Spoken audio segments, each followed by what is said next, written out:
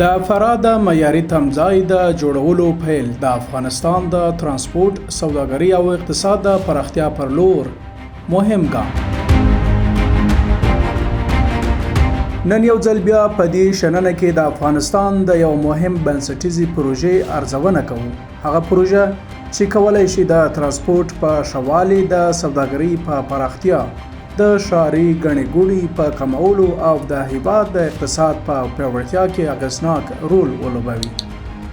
که د افغانستان د پرمختګونو په اړه له تخصصي شننو سره مینه لرئ، نو مهرباني وکړئ همدا اوس د عروج چینل سبسکرایب کړئ او زنګوله هم فعاله کړئ څو زموږ له تازه ویډیوګانو څخه خبر پاتې شئ.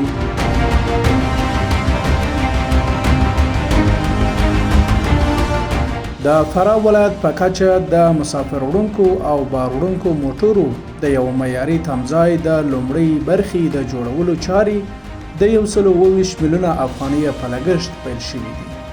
دا پروژه په 1000 جریبه ځمکه کې په 3 برخو کې جوړېږي، چې له دې جملې څخه 300 جریبه ځمکه د مسافر وړونکو موټرو او 200 جریبه د بار وړونکو موټرو لپاره ځانګړې شوې ده. دغه تمځای د فراه هوایي ډګر ختیځ لوري ته د کرجي سیمې د نږدې او د دې ولایت د حلقوي سړک په اوږدو کې موقعیت لري. داسې ځای چې له ترانزیټي او اقتصادي پلوه ځانګړی اهمیت لري. په دې پروژه کې د تېلو، ټانک، مسافر خانه، هټۍ، اداري، ودانۍ، جومات او شنې ساحې په پام کې نیول شوي دي.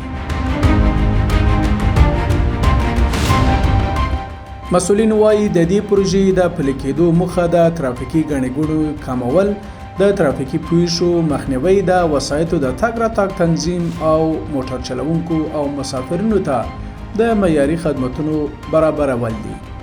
د ترانسپورټ او ملکي هوایي چلند وزارت هم ویلي چې په همدې مهال په هیواد کې د ترانسپورټ په بیلابیلو برخو کې 1 نورې پروژې هم د پلي کېدو په حال کې دي.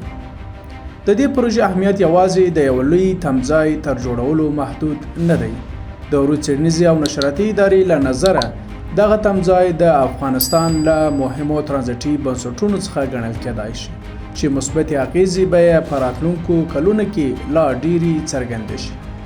فراه د افغانستان له مهمو سرحدي ولایتونو څخه دی چې له ایران سره ګډه پوله لري او د همدې لارې د هیواد د وارداتو یوه مهمه برخه ترسره کیږي. هر ورځ سلګونه بار وړونکي موټر له دې لارې افغانستان ته داخليږي او تر ډیره کرنیز محصولات او کله ناکله د هیواد صادراتي توکي هم د سیمې بازارونو ته لیږدوي. په داسې یوه مهمه سیمه کې د معیاري تمځای جوړېدل کولی شي د ترافیکو په مدیریت کې لا ډیر نظم رامنځته کړي، د وسایطو د درېدلو وخت راکم کړي، د مالونو د لیږد بهیر چټک کړي او د ترانسپورټ لګښتونه راکم کړي. د دې پروژې له مهمو ګټو څخه یوه بله د فراه د کرنیزو محصولاتو پر وخت نورو ولایتونو او صادراتي بازارونو ته رسول دي. فراه د افغانستان له مهمو کرنیزو تولیدونکو ولایتونو څخه ګڼل کېږي او د بار وړونکو موټرو د مدیریت لپاره د یو منظم مرکز جوړېدل کولی شي د کرنیزو محصولاتو د ضایع کېدو کچه راټیټه کړي، د لیږد ځنډ کم کړي او د بزګرانو عواید زیات کړي. د فراه هوایي ډګر ته نږدې د صنعتي ښارګوټي په مسیر او د حلقوي سړک په اوږدو کې د دې تمځای موقعیت هم د پروژې اهمیت څو برابره زیاتوي. دغه موقعیت کولی شي د ښاري پراختیا، د خدماتي مرکزونو د رامنځته کېدو، د خصوصي سکتور د پانګونې د زیاتېدو، د سوداګرۍ د رونق او د نوي کاري فرصتونو د رامنځته کېدو زمینه برابره کړي.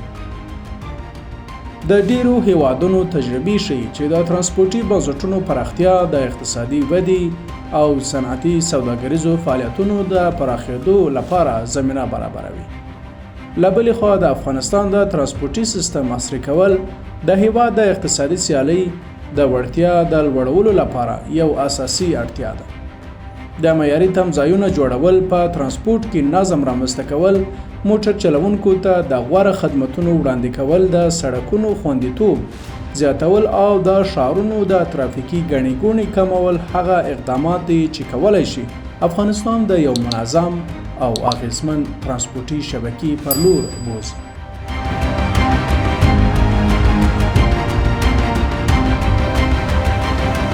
دغه پروژه به د لوېدیځ افغانستان د یو مهم ترانزیټي مرکز په توګه د فراه موقعیت هم پیاوړی کړي.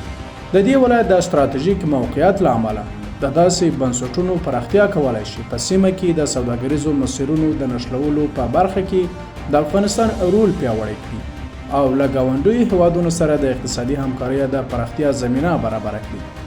په ټوله کې د فراه د معیاري تمځای د جوړولو پیل یوازې یوه ساختماني پروژه نه ده، بلکې د افغانستان د ترانسپورټ، سوداګرۍ او اقتصاد په راتلونکي پانګونه ده. دا پروژه کولی شي د ترانسپورټ لګښتونه راکم کړي، د مالونو د لیږد بهیر چټک کړي، د فراه ښار پراختیا ته زمینه برابره کړي، نوي کاري فرصتونه رامنځته کړي، سرحدي سوداګري پیاوړې کړي او د هیوادوالو او سوداګرو لپاره ترانسپورټي خدمتونه ښه کړي.